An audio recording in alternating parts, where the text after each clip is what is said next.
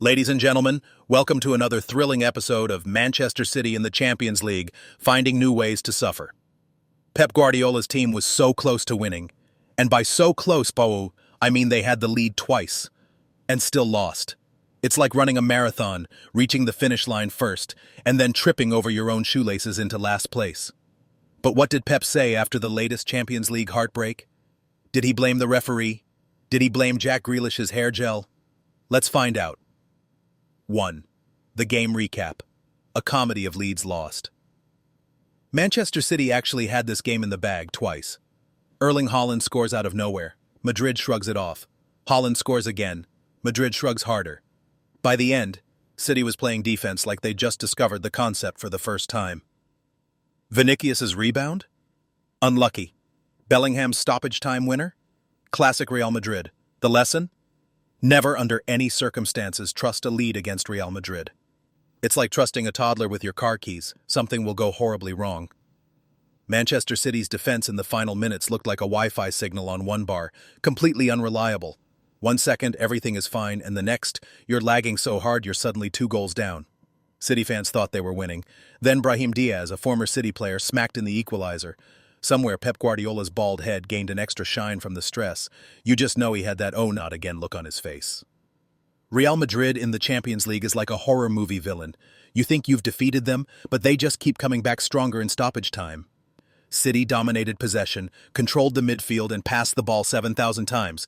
Madrid just said, "Cool story, bro," and scored the only goals that mattered. Watching City play Madrid in the Champions League is like watching the same bad sequel every year. You know how it ends, but you watch anyway, hoping for a different outcome. At this point, Man City holding onto a Champions League lead is like holding onto sand. It slips through their fingers every time. 2. Pep Guardiola's reaction. The 5 stages of grief. So what did the master tactician have to say after another night of Champions League despair? Well, Pep summed it up beautifully. Many times it has happened this season. Translation? I have no idea why this keeps happening, but I'm just going to pretend it's normal. Pep then blamed bad decisions and admitted that City tried to attack too quickly. Oh, you don't say? Maybe the entire "we'll just outscore them" plan isn't working when the other team is Real Madrid. Pep saying many times this season is just another way of admitting that Manchester City's defense has commitment issues. They ghost their leads more often than a bad Tinder date. Pep Guardiola watching his team throw away another Champions League lead is like a chef watching someone pour ketchup on a gourmet steak. He wants to scream, but at this point, he's just tired.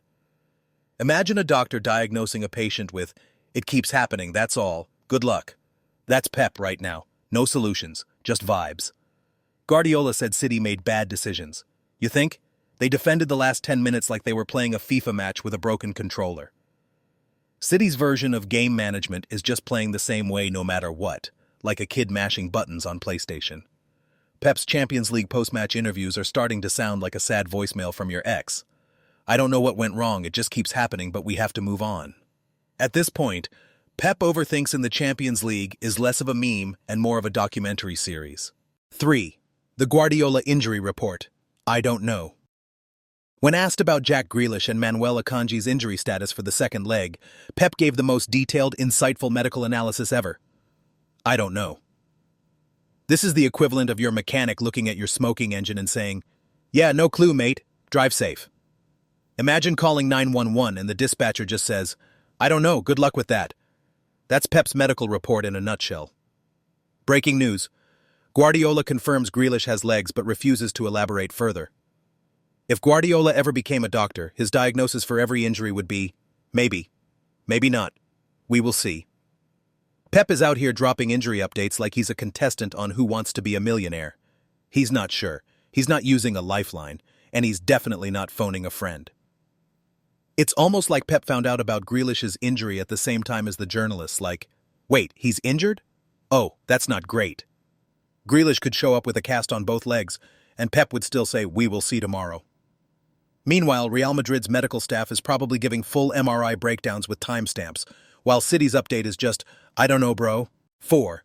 John Stones, the philosopher of Manchester City. And then we have John Stones, who, after the game, sounded like a man experiencing an existential crisis in real time. "We need to see games out better." No kidding, John. Next, he's going to tell us that water is wet and VAR is terrible. He then says, "We have to stay positive. Brother, your team just lost in peak Real Madrid in the Champions League fashion. Staying positive is harder than explaining the offside rule to your grandma." John Stones giving post-match interviews sounds like a guy who just found out his group project partner did zero work, but is still trying to be professional about it. "We need to see games out better." John, that's like saying Titanic needed to avoid the iceberg. Great insight, my guy.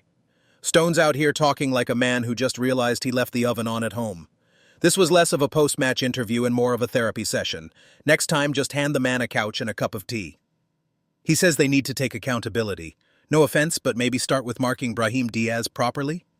City fans listening to this interview must feel like a spouse hearing, "I'll change, I promise," for the 15th time. Stone's "we have to do better" speech is so familiar because City players have been saying it every April for the last 7 years. 5. The Road to the Bernabéu, a horror movie sequel.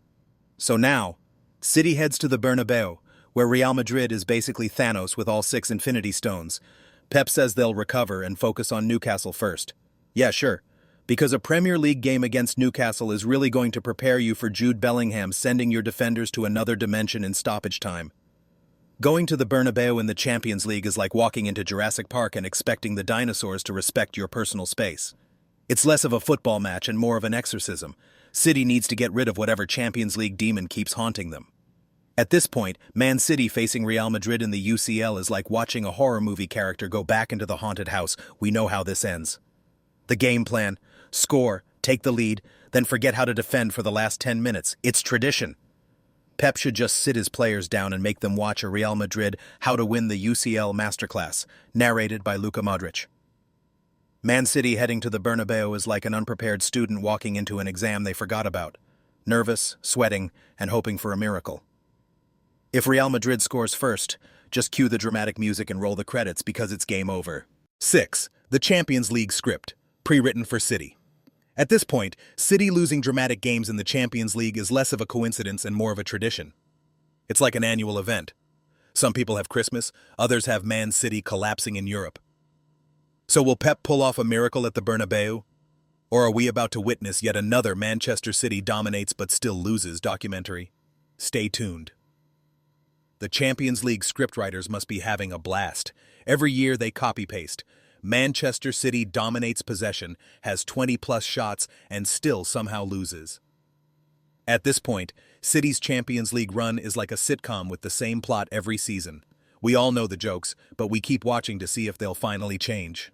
If UEFA ever makes a Champions League blooper reel, City's entire knockout stage history should just play on loop.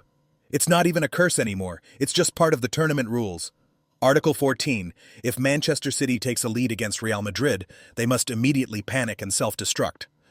City fans watching the last 10 minutes must have felt like passengers on the Titanic. It's going great so far, but we all know what's coming. If City somehow wins the second leg, expect UEFA to investigate Madrid for match fixing, because that's just not how the story goes. Real Madrid doesn't just beat City in the Champions League. They do it with the same smug confidence of a student who didn't study but still gets an A. It's like Pep Guardiola built a beautiful sandcastle, only for Real Madrid to show up with a bucket of water in the 90th minute. Closing thoughts. The Champions League soap opera continues. So what do you think? Is this just another case of Real Madrid in the Champions League doing Real Madrid things, or is Pep overthinking again? Drop your thoughts in the comments, smash that like button, and subscribe for more football banter. And remember, if you ever feel bad about your decision-making skills, just know that Manchester City had the lead twice and still lost. See you next time.